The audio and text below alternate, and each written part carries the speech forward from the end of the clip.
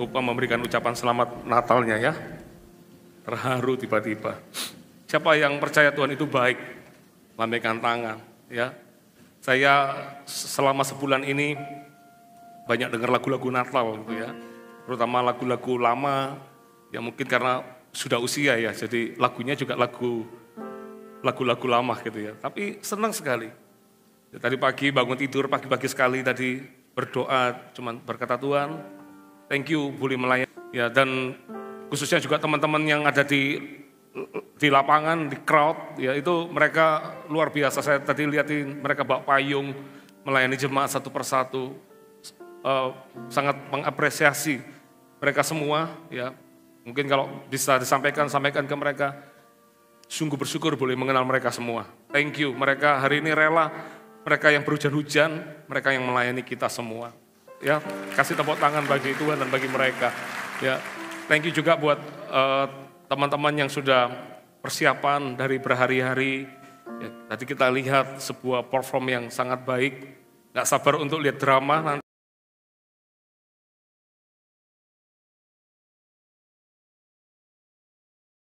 Ya, dan hari ini di Natal itu banyak mereka.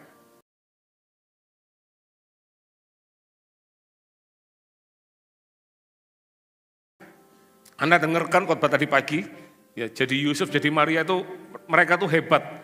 Saya percaya tuh enggak pernah salah pilih orang, ya. Kenapa Yusuf dipilih? Yusuf itu tulus hatinya. Hatinya itu baik. Saya tadi bilang bahwa untuk dicintai Tuhan, Tuhan cinta semua orang.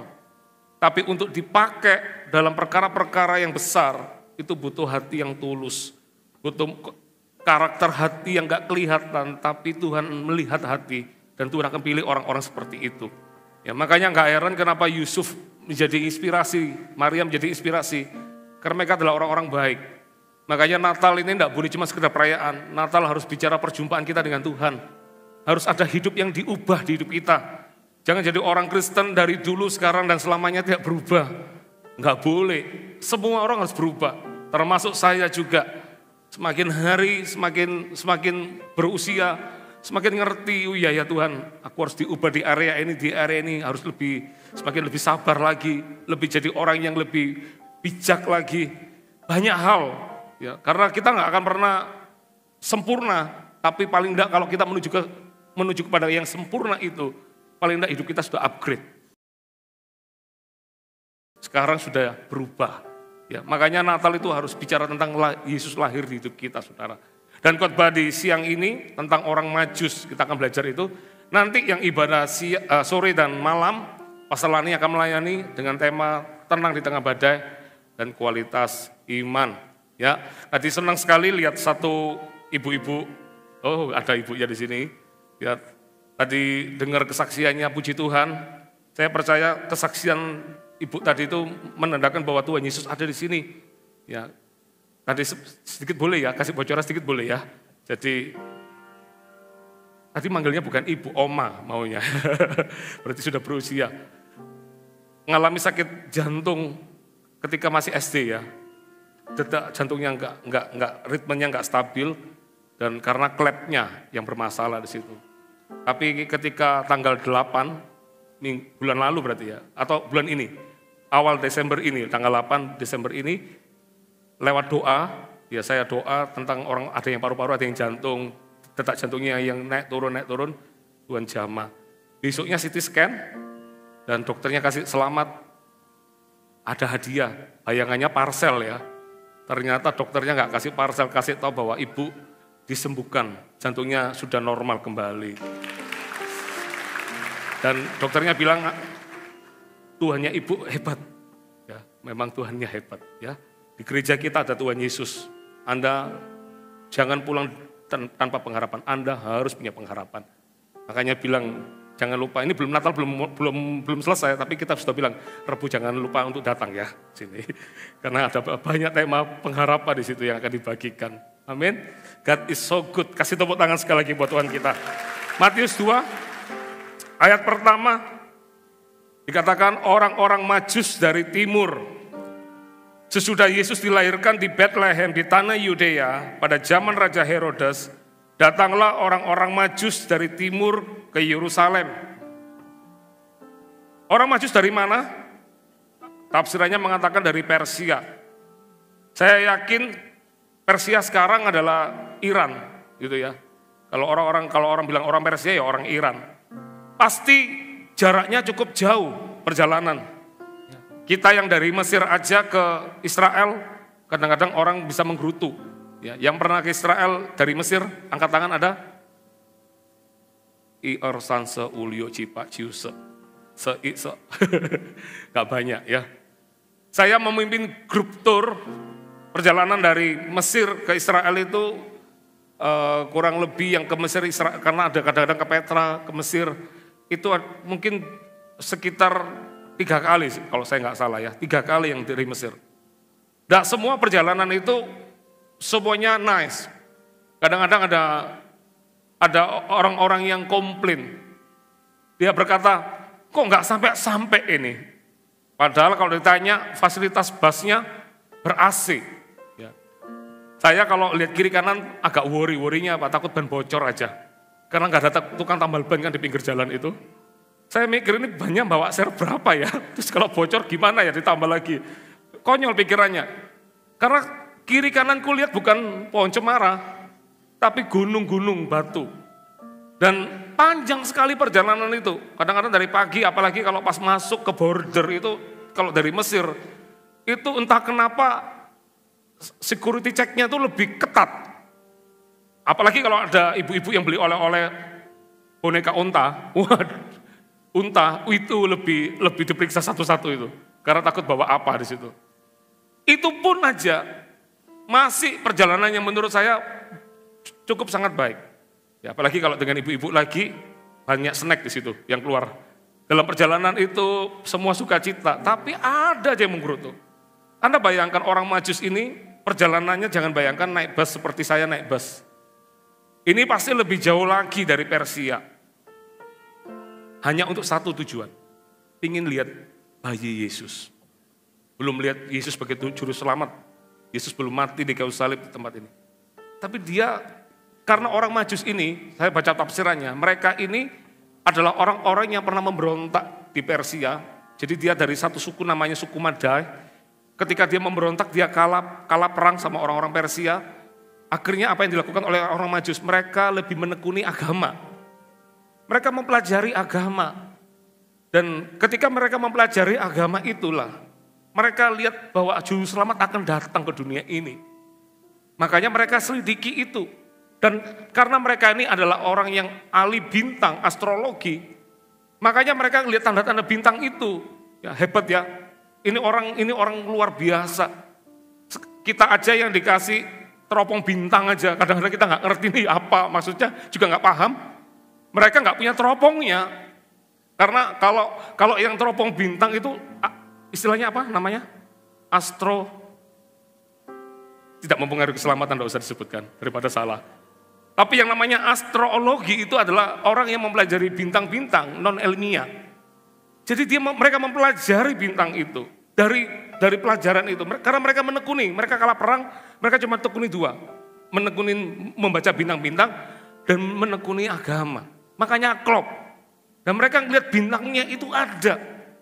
Makanya mereka ketika lihat bintang itu, lihat ayat 2 dikatakan, dan bertanya-tanya, di manakah dia, raja orang Yahudi, yang baru dilahirkan itu? Kami telah melihat bintangnya di timur, dan kami datang untuk menyembah dia. Makanya saudara, dalam beragama, dalam kita ke gereja, kita nggak boleh jadi orang yang sekedar simpatisan di gereja. Yang setuju katakan amin. Ada orang ke gereja berminggu-minggu, bertahun-tahun. Ya, saya ngomong gini jangan jadikan Taurat ya, jangan jadikan Taurat. Kita nggak ada orang-orang yang nggak selesaikan Alkitab sama sekali. Kenapa? Karena Alkitab nggak lebih menarik daripada TV di rumah kita mungkin. Kita nonton sinetron yang tersanjung 1, 2, 3, 4, 5, 6, 7, 8. Nggak tahu tersanjung sampai berapa ya. Ada yang tahu? Ada yang tahu? Tapi tidak penting, tidak mempengaruhi keselamatan juga. Ada orang nonton Korea bisa berjilid-jilid. Tapi kenapa baca Alkitab tidak pernah sungguh-sungguh? Orang Majus ini menginspirasi menurut saya. Kenapa? Karena dia tidak sekedar mempelajari agama. Dia serius menekuni apa yang ada. Kenapa? Karena setiap kata-kata di dalam firman itu penting untuk kita bisa diubah. Dalam firman kita bisa mengenal Tuhan lebih dekat. Kita bisa mengerti apa yang jadi rancangan Tuhan di hidup kita. Kalau orang sungguh-sungguh menekuni. Saya pernah punya teman itu ayat kesukaannya Mazmur 91. Tahu Mazmur 91 itu ayat perlindungan. Kalau ditanya bacaan setiap hari, Mazmur 91. Bacaan sampai selama-lamanya, Mazmur 91. Terus saya bilang, gak pernah baca yang lain, gak pernah. Ada loh orang kayak begitu. Menurut saya bagaimana Anda dan saya bisa diubah kalau Anda gak belajar mencintai firman pertama-tama. Kenapa orang Majus ini menginspirasi? Karena orang Majus ini dia nggak dapat kabar keselamatan dari pemberitaan. Memang dapatnya lewat pembelajaran agamanya. Tapi orang ini luar biasa. Karena ini orang pertama-tama yang datang kepada Tuhan. Orang Majus ini. Makanya nggak heran setiap tahun banyak orang merayakan tentang orang Majus. Orang Majus di GMS jarang membawa orang Majus. Tapi orang Majus selalu dibawa karena menginspirasi. Apa yang membuat dia bisa ketemu Tuhan? Karena sifat hatinya yang ingin mencari Tuhan lebih lagi itu loh. Jangan jadi orang Kristen yang sekedar beragama. Jangan jadi orang Kristen yang tiap minggu ke gereja, tapi tidak pernah sungguh-sungguh. Ke gereja itu cuma sekedar absen. Atau ke gereja karena mungkin kita takut ini, takut itu. No, jangan. Makanya saya bilang kenapa pendeta itu lebih rohani, bukan karena embel-embel PDT, itu bukan. Karena pendeta, seperti saya saja, setiap hari Minggu, dengar 4 kali khotbah saudara. Anda kan 1 kan? Saya 4 kali khotbah. Saya catat juga khotbahnya orang-orang itu, pulang-pulang kadang-kadang masih laporan. Kalau pas istri saya pas lagi di mana, gak ketemu, saya kan ngomong, tadi aku diberkati loh sama khotbah si A ini, bagus sekali loh. Saya juga garis bawahi, saya harus belajar di sini. Kenapa pendeta lebih rohani? Karena pendeta selain dia dapat makan lebih banyak, karena sepanjang hari ini kayak minggu gini nggak pulang-pulang. Kalau dia nggak menabur berkat, dia menerima berkat. Makanya lebih dalam lagi firman. Kenapa? Ya karena profesi itu membantu dia untuk lebih lagi bersama Tuhan. Bisa mengerti maksud saya? Tapi jemaat juga nggak boleh kalah. Belajar kayak orang Majus. Kalau Anda punya sebuah ketertarikan, jangan cuman ketertarikannya cuman hobi. Gak salah dengan hobimu. Cinta motor daripada istrinya, ada yang begitu ya. Tapi di sini nggak ada kayak gitu. Nggak ada yang ngaku. Ya. Tapi di sini nggak ada kayak gitu. Nggak ada yang ngaku. Ya. Cinta hobinya lebih utama daripada yang lain. No, kita nggak boleh. Kita harus, kalau kita boleh nggak kita punya hobi boleh. Tapi belajarlah cinta firman lebih, karena inilah yang akan menjadi pelita bagi kaki kita saudara. Terang bagi jalan kita. Kalau firman kita pelajari, kita sungguh-sungguh kita baca, maka firman itulah yang akan mengubah hidup kita saudara. Menemukan jalan keselamatan itu tadi. Katakan amin. Mau? Di Natal ini mau kita komitmen untuk Tuhan, aku mau lebih lagi mencari Tuhan. Amin. Harus ada perubahan hidup. Harus ada perubahan hidup. Perhatikan, di ayat ini dikatakan, dan bertanya-tanya, di manakah dia raja orang Yahudi yang baru dilahirkan itu? Kami telah melihat bintangnya di timur, dan kami datang untuk menyembah dia. Untuk orang yang jauh aja, datang motivasinya untuk menyembah Tuhan. Tapi coba ayat 3. Ketika Raja Herodes mendengar hal itu, terkejutlah ia beserta seluruh Yerusalem. Perhatikan ya, terkejutlah ia beserta seluruh Yerusalem. Ayat 4 perhatikan. Maka dikumpulkannya semua imam kepala dan ahli Taurat bangsa Yahudi, lalu dimintanya keterangan dari mereka di mana Mesias akan dilahirkan. Mereka berkata kepadanya di Bethlehem di tanah Yudea, karena demikianlah ada tertulis dalam kitab Nabi. Dan engkau Bethlehem, tanah Yehuda, engkau sekali-kali bukanlah yang terkecil di antara mereka yang memerintah Yehuda, karena daripada mula akan bangkit seorang pemimpin yang akan mengembalakan umatku Israel. Berhenti di sana dulu. Siapa Herodes? Herodes itu bukan orang yang tidak kenal Tuhan. Herodes itu bukan orang non-Yahudi, dia adalah orang Yahudi lebih tepatnya. Artinya sebetulnya ini orang punya Taurat enggak? Punya Taurat. Punya yang dipelajari orang Majus, saya yakin dia juga punya. Tapi pertanyaannya adalah, ketika orang Majus bertanya di manakah juru selamat yang baru dilahirkan itu, Herodesnya enggak ngerti apa-apa. Makanya saya katakan di dalam bergereja selalu ada dua macam orang. Orang yang satu yang haus dan lapar untuk mencari Tuhan lebih lagi, dia memperdalam firman lebih lagi, tapi ada orang-orang yang acuh aja. Mengerti maksud saya? Herodes ini, saya pernah baca sebuah buku, dikatakan Anda belum pernah pergi ke tempat yang paling indah di dunia, kalau Anda belum pernah datang di bait suci yang dipugar oleh Herodes. Herodes ini bukan membangun bait suci, dia memugar bait suci. Dia jadikan bagus banget.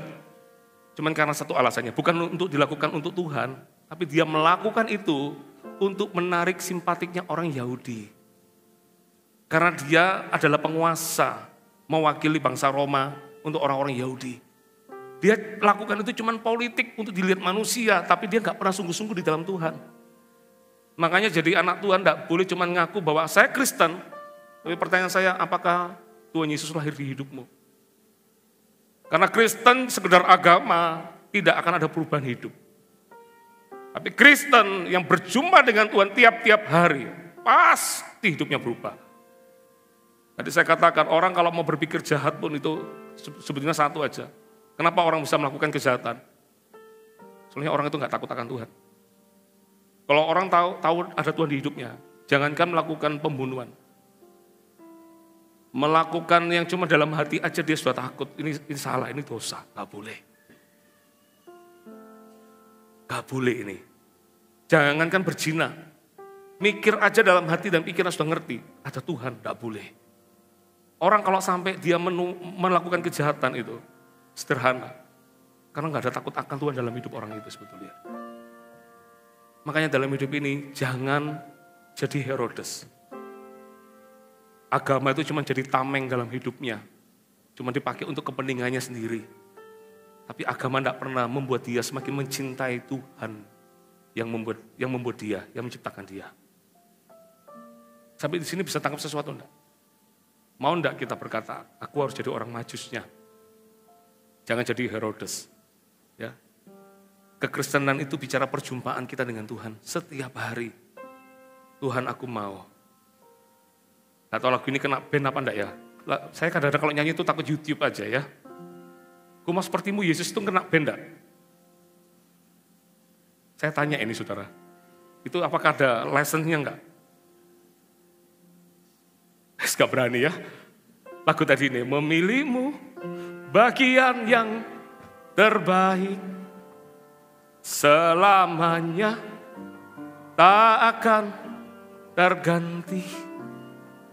Harta yang paling berharga hanya Kau Yesus selamanya. Ke gereja, baca Alkitab, tiap pagi kalau bisa gitaran, boleh gitaran. Mainkan gitar pagi-pagi.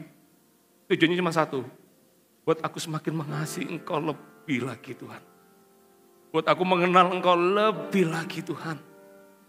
Saya ingin nanti awal tahun 2025 tuh mau khotbah tentang karakter Kristus. Semua harus punya karakter Kristus. Karena Tuhan itulah teladan kita. Kita harus punya karakter itu. Saya mau semakin hari dalam hidup saya, semakin mengenal Tuhan lebih dalam lagi. Tidak kepingin yang lain. Baca Alkitab itu bukan untuk lihat orang lain, untuk diri sendiri. Ini aku perlu diubah, ini aku perlu diubah. Saya kepingin kalau boleh memilih, saya kepingin break gitu. Breaknya adalah cuman pingin banyak baca firman untuk makan buat diri saya, untuk semakin disempurnakan sama Tuhan. Itu harus kita kejar. Tidak boleh melakukan agama itu sekedar melakukan agama karena kewajiban. Karena kerinduan untuk mengenalnya lebih dalam. Katakan amin. Ayat 7. Lalu dengan diam-diam Herodes memanggil orang-orang Majus itu dan dengan teliti bertanya kepada mereka, bila mana bintang itu nampak? Kemudian ia menyuruh mereka ke Betlehem, katanya, pergi dan selidikilah dengan seksama hal-hal mengenai anak itu.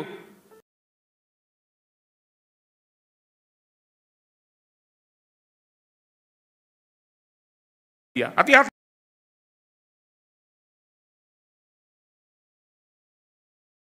Gampang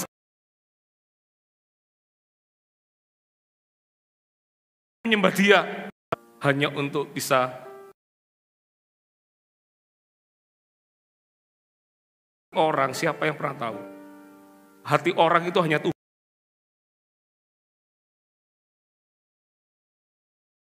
Dia ingin bunuh Tuhan.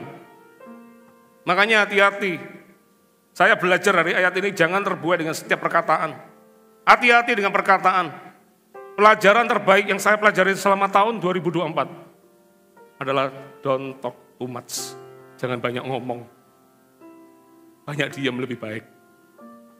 Semakin makan firman, semakin banyak diam. Ngomong itu, pikirkan dulu. Bisa menjalankan apa enggak ya? Nanti gampang-gampang ngomong, gampang-gampang mengingkari. Aduh, hati-hati. Saya belajar untuk menjaga. Oh ya, Tuhan harus hati-hati dengan perkataan. Herodes berkata, kasih tahu bayi itu, karena aku pun datang ingin menyembah dia, padahal ingin membunuh dia pada akhirnya. Oh, aku akan cinta Tuhan lebih lagi. Hati-hati loh ya. Nanti tiba-tiba meninggalkan Tuhan. Hati-hati dengan apa yang kita katakan. Kata-kata itu adalah harus keluar dari hati yang sungguh-sungguh. Jangan kata-kata yang keluar dari, kita harus belajar ya. Saya ngomong gini bukan untuk tembak siapapun. Kita harus belajar ya. Saya ngomong gini bukan untuk tembak siapapun, enggak. Untuk saya juga. Makanya saya bilang pelajaran paling berharga tahun 2024, don't talk too much. Saya enggak boleh banyak ngomong, enggak boleh banyak janji, harus lebih hati-hati. Istri saya selalu kasih tahu saya, kadang enggak usah ngomong tentang sesuatu yang ini ya, jelas-jelas salah. Untuk janji sama orang, karena gembala itu kan ingin menyenangkan semua orang ya. Ingin menyenangkan semua orang ya. Ketemu orang, Pak nanti ini ya. Oh iya, tanggal berapa, iya. Itu istri saya selalu ingetin saya, kok ingat ya, jadwalmu ada di aku. Kadang-kadang Bu, gampang ngomong iya, nanti jangan-jangan kamu tidak bisa tepati gimana. Oh iya, itu pelajaran yang selalu diingat. Kadang-kadang kan ingin menyenangkan semua orang ya, nggak bisa menolak ya. Oh iya, nanti ya, segala macam. Tapi kadang kan dalam hidup ini kan jadwalnya ada aja yang dilakukan. Belajar untuk janji aja dipegang, apalagi untuk ngomong sesuatu. Jangan enteng-enteng ngomong, nanti ujungnya kita nggak bisa menepatinya. Karena Tuhan akan menuntut setiap perkataan kita pada akhirnya nanti. Apapun yang kita ukurkan, akan diukurkan kepada kita nanti. Makanya hati-hati dengan apa yang kita lakukan. Ayat 9, setelah mendengar kata-kata raja itu, berangkatlah mereka dan lihatlah bintang yang mereka lihat di timur itu mendahului mereka hingga tiba dan berhenti di atas tempat di mana anak itu berada. Ketika mereka melihat bintang itu, sangat bersukacitalah mereka. Maka masuklah mereka ke dalam rumah itu dan melihat anak itu bersama Maria, ibunya. Lalu sujud menyembah dia. Berhenti di sana dulu. Anda ke gereja, apa yang Anda lakukan? Asik hari ini ke gereja. Apakah kita punya hasrat untuk mencari Tuhan lebih lagi? Atau hari Minggu lagi? Saya ketemu beberapa orang minggu lalu. Ada satu orang yang baru mengenal Tuhan Yesus, dia baru 6 bulan ini di gereja kita. Bukan orang kenal Tuhan sebelumnya, tapi bulan Agustus itu adalah bulan di mana dia pertama kali datang ke gereja kita, datang dengan mengamati orang Kristen ini ngapain ya, melakukan ini, melakukan itu. Sampai 3 kali dia datang, dia merasakan ada sesuatu yang dia nggak boleh begini terus. Apa yang dilakukan? Dia berkata, aku mau mengikuti caranya orang Kristen berdoa itu gimana. Jadi dia ikut-ikutan awalnya, sampai akhirnya mengalami zaman Tuhan. Minggu lalu saya ketemu dia.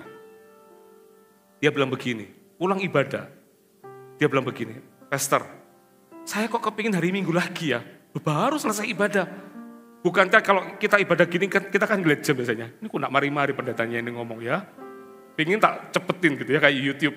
Set gitu langsung, amin, selesai. Ini orang baru kenal Tuhan 6 bulan yang lalu, saudara. Dia pulang ibadah loh, pulang ibadah. Dia bisa bilang begini, saya kepingin hari Minggu lagi, karena dia ibadah paling terakhir di Minggu malam.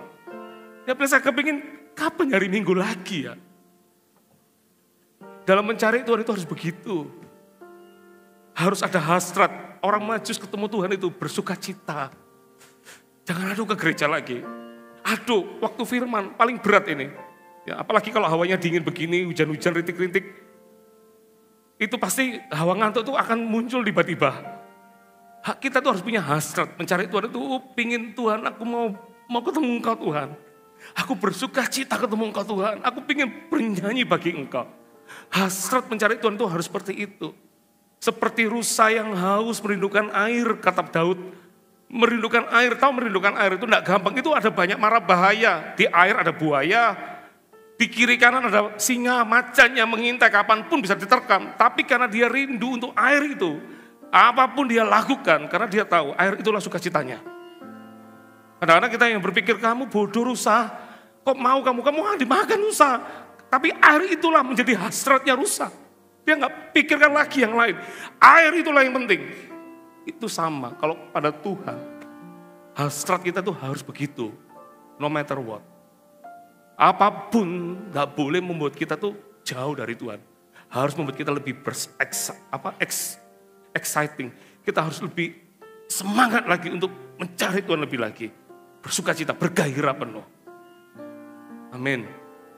Kalau kita mencari Tuhan seperti itu, pasti pulang hidup kita diubah. Kenapa? Karena bertemu Tuhan itu. Mereka menyembah Dia, mereka pun membuka tempat harta bendanya. Dan dikatakan mempersembahkan persembahan kepadanya, yaitu emas, kemenyan, dan mur. Katakan emas, kemenyan, dan mur. Itu adalah sesuatu yang berharga, nanti saya jelaskan. Dan karena diperingatkan dalam mimpi, supaya jangan kembali kepada Herodes, maka pulanglah mereka ke negerinya melalui jalan lain. Saya ada 4 poin sederhana yang ingin saya bagikan perjalanan iman orang Majus yang bisa kita pelajari. Yang pertama, ini adalah komitmennya untuk mencari dan mendapatkan Tuhan dalam kehidupannya. Ya. Kita semua ini punya Google Assistant. Ya. Google kita canggih, dia bisa cari jalan-jalan bahkan saking canggihnya sampai jalan itu nggak bisa kita lewati. Ya, jalannya kecil ternyata, salah ini Google-nya memberikan jalan ini. Untuk dengan fasilitas yang lengkap aja, kita ini sekarang dipermudah. Mau mencari firman, mau mencari apapun mudah sekali. Cuman yang nggak punya kita tuh satu, komitmennya. Zaman orang Majus untuk mencari Tuhan nggak mudah. Bayangin, kita punya Google. Saya kalau paling susah itu kalau saya nggak usah nyebut provider lah ya. Tapi provider yang saya pakai di dalam handphone saya itu kalau ke Malang, apalagi kalau di alun-alun kota itu saya mesti tersesat. Tersesat beberapa detik, tapi pengaruh karena sudah bawa mobil. Akhirnya muter lagi, harusnya saya belok kiri. Gara-gara Google-nya belum ngasih arah saya ke kiri. Saya sudah terlanjur lurus, ternyata telat internetnya. Harusnya saya tadi belok kiri, lewat, akhirnya saya putar lagi. Dan itu tak ulangi kedua kali biasanya. 3 kali, berarti saya yang salah ya. Salah di situ, karena providernya. Bayangin, orang Majus itu dengan bintang melihatnya. Kalau awan nutup, kayak sekarang gini di Bali gini. Apa nggak lihat bintang kan? Mereka nggak lihat pakai teropong segala macam. Mereka cuma mempelajari, itu nggak mudah. Tapi kalau orang punya komitmen, pasti dia akan mendapatkan apa yang dia ingin cari itu. Untuk mengenal Tuhan lebih lagi harus punya komitmen. Gak boleh banyak alasan. Ya, saya percaya di sini orangnya baik-baik semua. Anda baik-baik semua. Di Alaska yang banyak alasan. Di sini baik semua. Bilang, hai orang baik. Anda baik ya. Kita harus punya komitmen. Tiap pagi bangun tidur, banyak pilihan. Cari Tuhan. Tiap malam capek. Waduh kemarin tuh saya rekor. Dari rumah ke gereja. 2,5 jam.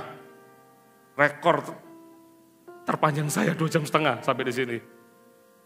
Tapi saya cuman karena hasrat untuk mencari Tuhan itulah membuat kita nggak pulang. Tetap datang di sini. Orang itu harus punya hasrat, komitmen. Jangan Pak banyak alasan.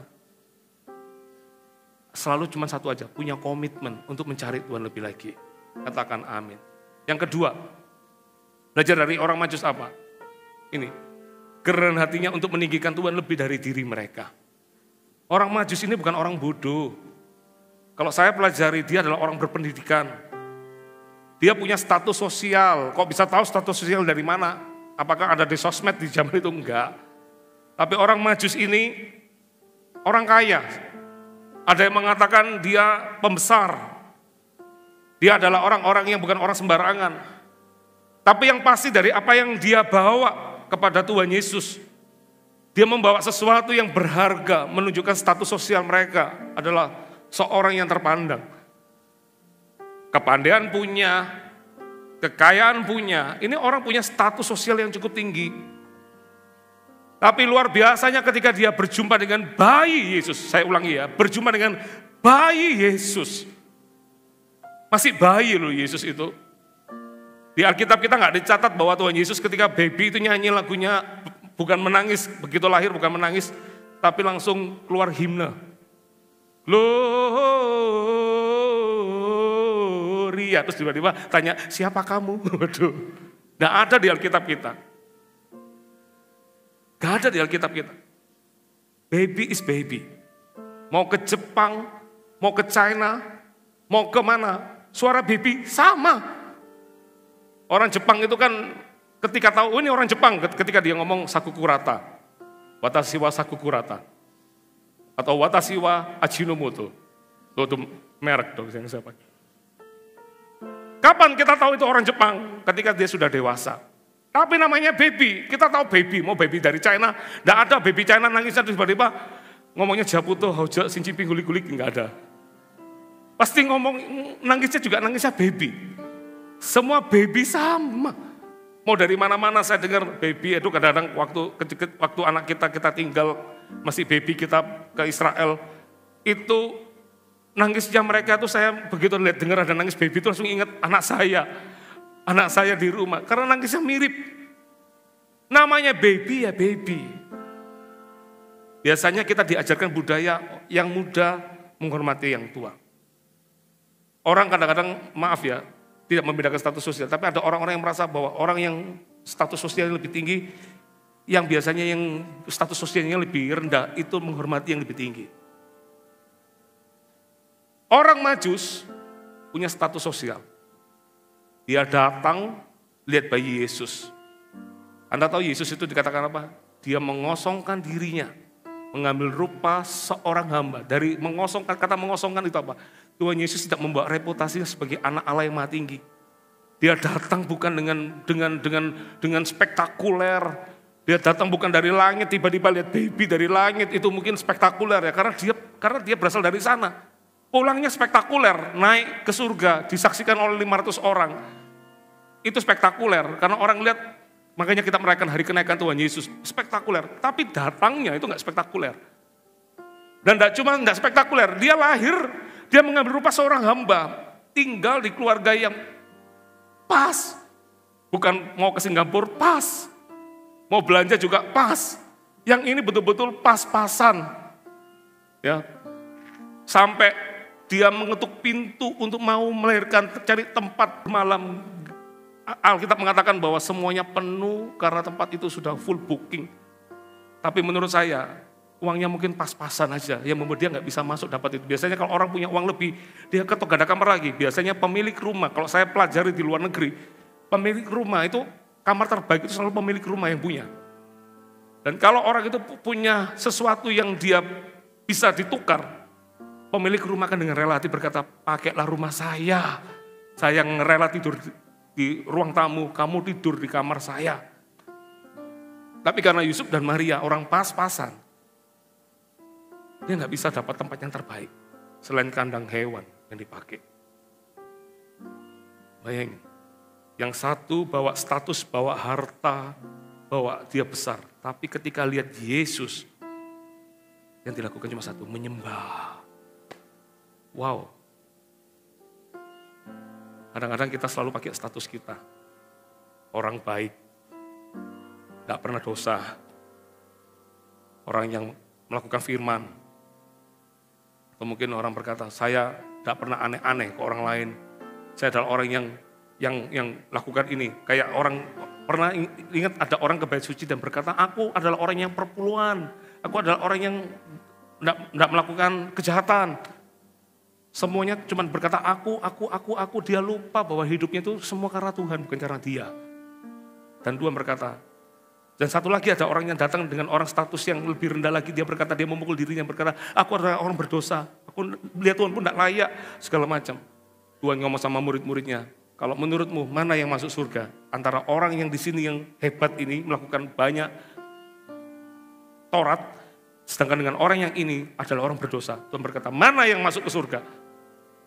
Orang yang berdosa itulah yang pada akhirnya masuk surga. Kita nggak bisa pakai status kita. Datang ke Tuhan harus dengan hati rendah hati. Mencari Tuhan itu. Nggak boleh berkata, Tuhan aku sudah lakukan itu. Apa yang aku dapat? No.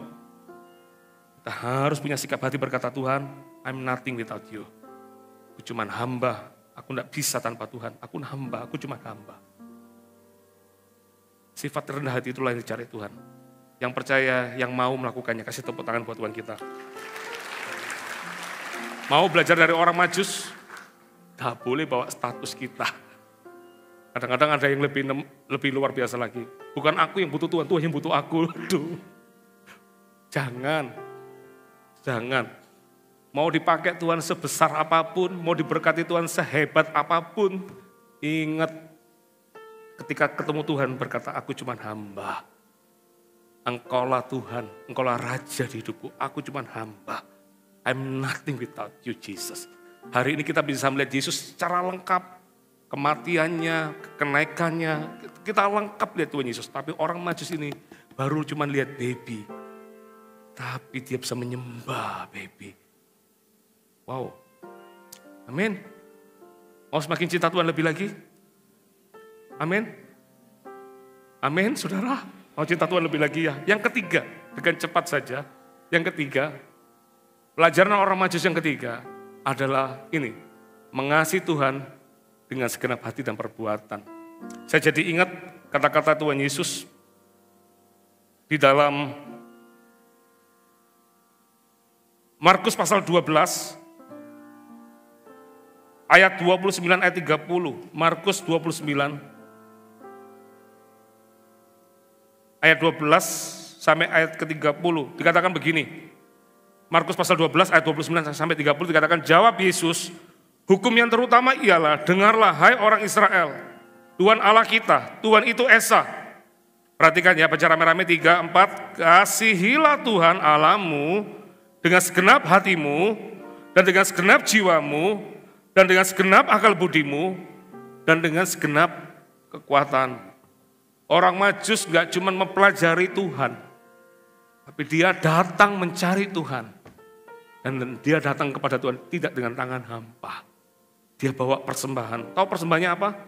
Emas, kemenyan dan mur. Emas kita tahu alat pembayaran. Kemenyan bicara tentang apa? Kemenyan itu bicara bahan dupa yang mahal harganya. Terbuat dari getah jenis pohon yang mungkin dibawa dari tanah Arab. Bila dibakar kemenyan memberi bau yang harum. Zaman itu mahal sekali. Saya ke Petra ditawarin kemenyan dan mur. Mahal sekali. Kecil sedikit gitu ya buat oleh-oleh. Itu mahal sekali. Zaman ini saya percaya orang Majus ini nggak bawa sesuatu yang kecil, besar. Kenapa sesuatu yang besar? Karena nanti pada akhirnya persembahan yang mereka persembahkan untuk Yusuf dan Maria itu menolong Yusuf dan Maria. Mereka bisa pergi ke Mesir. Jangan lupa Mesir adalah negeri maju di zaman itu. Ibarat orang kalau dari Indonesia bawa uang kita, gambarannya paling gampang, kita pergi ke luar negeri, ya, yang kursnya lebih mahal.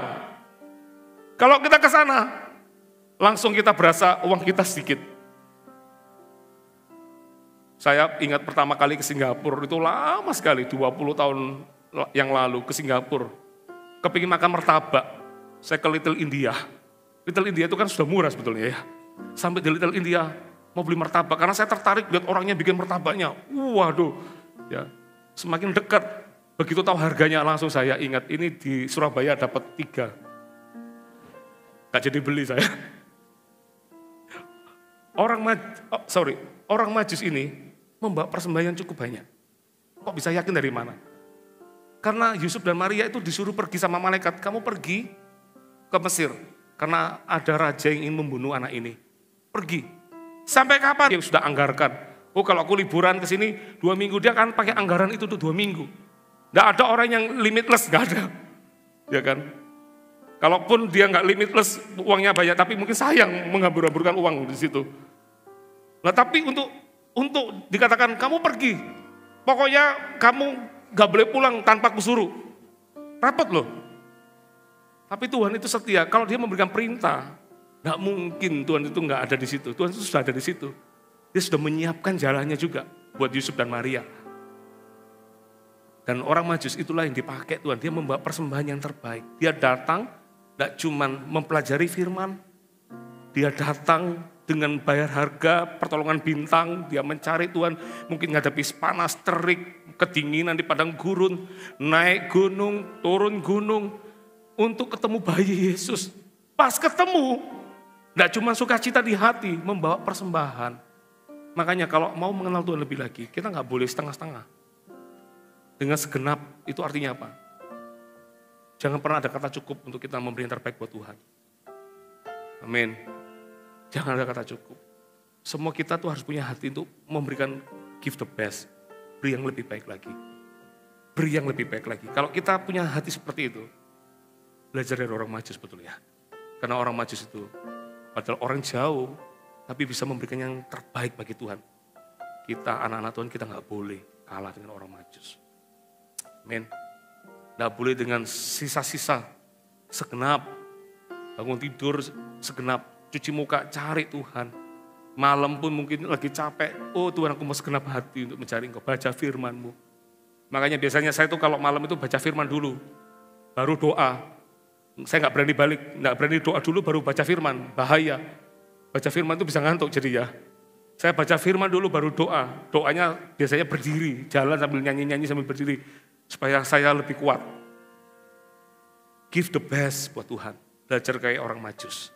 Yang terakhir, yang keempat, Anda diberkati Tuhan? Halo, diberkati Tuhan?